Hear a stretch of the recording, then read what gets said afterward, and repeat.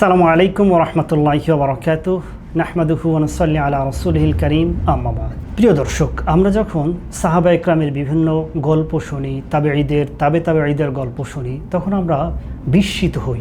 তারা কিভাবে রাসূলুল্লাহ সাল্লাল্লাহু আলাইহি ওয়াসাল্লামকে অনুসরণ করেছেন, কিভাবে ভালোবেসেছেন, কিভাবে তার পদাঙ্ক অনুসরণ করেছেন। আমরা হয়তো চিন্তা করি যে তাদের মতো তো আমরা মানুষ নই, আমরা তো তাদের মতো অনুসরণ করতে পারবো না। আল্লাহ তাআলা কোরআনে সাহাবা ইকরামের মতো ঈমান আনতে বলেছেন। সে সকল সোনার মানুষদেরকে আমরা কিভাবে অনুসরণ করতে পারি? আমরা কেন তাদেরকে অনুসরণ করতে পারছি না? আমাদের গ্যাপটা মূলত কোথায়? সে জিনিসগুলোকেই একত্রিত করা হয়েছে সালাফদের থেকে আমরা কত দূরে বইটিতে।